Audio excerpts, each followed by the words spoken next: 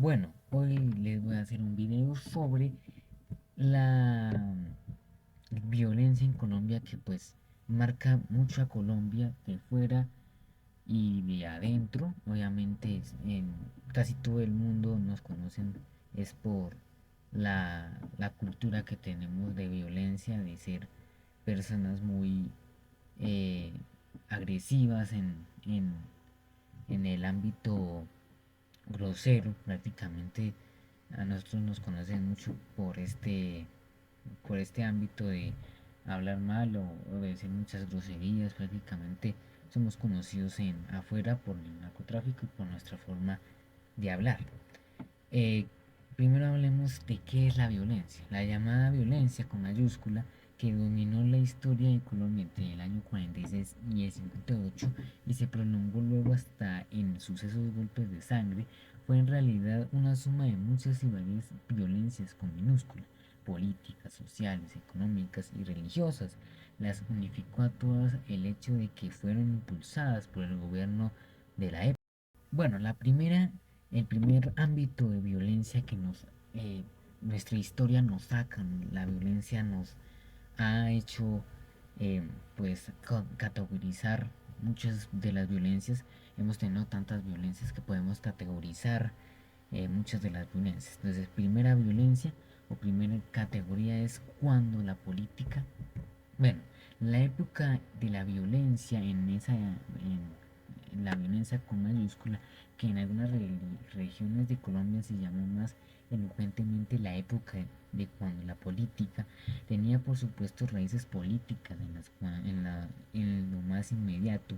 Se trataba de una estrategia electoral para que la minoritario Partido Conservador no perdiera el poder que había recuperado gracias a la división liberal, y a eso contribuía el tribunal y atávico enfrentamiento ideológico y sentimental entre conservadores y liberales, entre godos y cachiporros, entre azules y rojos, dos banderías que en el país nunca fueron materia de libre elección personal, sino que se transmitían hereditariamente en el fanatismo de los dogmas religiosos, los viejos y queridos odios.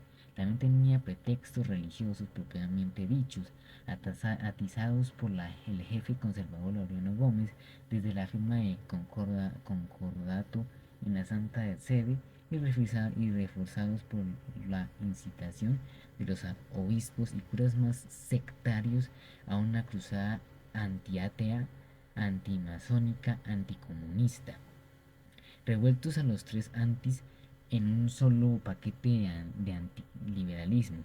No solo el liberalismo fisiológico condenado por Roma, sino en el primer lugar el liberalismo electoral en los pueblos y los campos colombianos. Y causas económicas, las luchas agrarias en los años 20, el cambio social en la 30 con la industrialización y la aparición del calendario urbano y una nueva ideología foránea, como la han sido todas el comunismo. Ahora hablemos de las réplicas telúricas. Bueno, las repúblicas telúricas fue otro segmento de la violencia. Tras el terreno popular del 9 de abril de 48, vinieron unos meses de la fingida tranquilidad del miedo, con los jefes liberales que en la tarde de la sublevación y el caos habían ido a visitarlo en el palacio bajo las balas.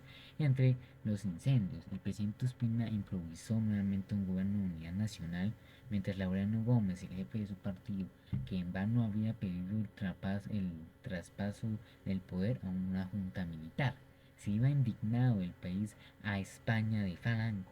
En la Bogotá medio quemada restablecieron el orden de las tropas del ejército venidas de Boyacá, pero en provincias los que llamaron, fueron llamados nueve abrillenos, llamaron a levantar la autodefensa liberal vaticinada por Gaitán en los Santanderes, en los Santos Orientales, en Cundinamarca, en el sur de Tolima, en las religiones cafeteras del Viejo Caldas, en Boyacá y en Casanare, en el Meta, exceptuada la costa atlántica y el despoblado Chocó. La violencia liberal, conservadora, oficial y civil empezó a extender por todo el territorio del país. Si en el año 47 había causado hubo 14.000 asesinatos, en el 48 las víctimas mortales llegaron a 43.000, con el correlativo éxodo de varias cientos de miles de personas de unos pueblos homogéneamente sectarios o a otros a las grandes ciudades heterogéneas y anónimas que se agrandaron aún más. Ahora hablemos de la guerra civil no declarada.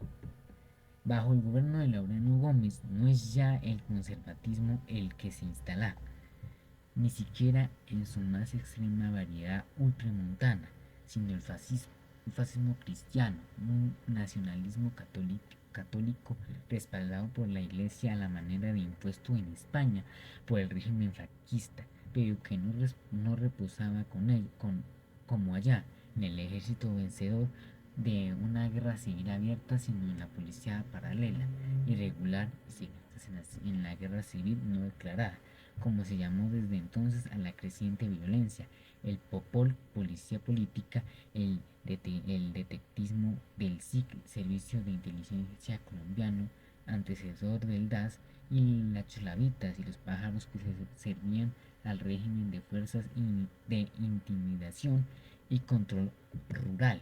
Hasta los primeros años del años 40, mediada de la Guerra Mundial, Gómez había sido simpatizante el nazismo alemán, que había visto crecer durante sus años de embajador de Colombia en Berlín a principios de los 30.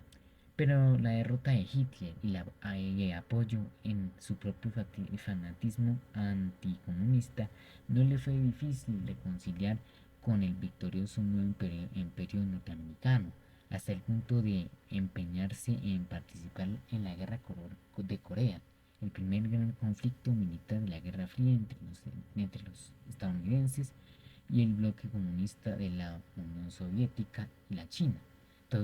Todavía solidarias, Colombia fue entonces el único país de la mansa América Latina que contribuyó en el conflicto de la remotada península asiática con un batallón de soldados y una fragata, en defensa, como se dijo entonces, de la democracia en Colombia.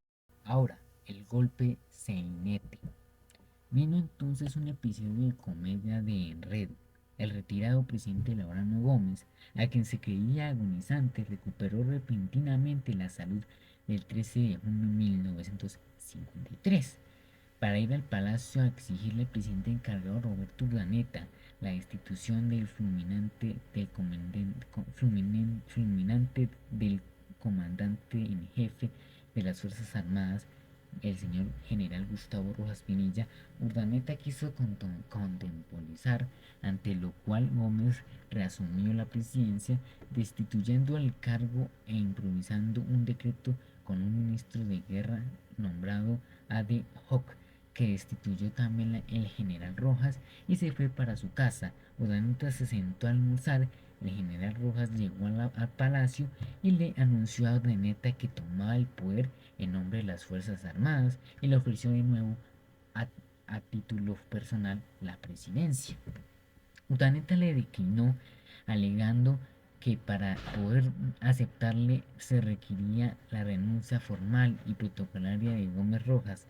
Entonces, desconcertado en la maraña jurídica, la asumió para sí mismo. Fueron llamados a palacios de los jefes conservadores Ospina y Alzate para que dieran su bendición política al golpe de cuartel. Se buscó al depuesto presidente Gómez, que se hallaba en casa de un amigo horneando pan de yucas para el chocolate, y bajo escoltas militares se le envió al aeropuerto de Techo rumbo al exilio. Según Rojas, se le dio un sueldo de $300.000. Ningún embajador ganaba esa vaina. Ahora sigamos con la etapa más dura. Mataron a Gaitán. A la 1 de la tarde del 9 de abril de 1948 reventaron 3 tiros de revólver en el pleno centro de Bogotá, en la carrera séptima esquina de Avenida Jiménez.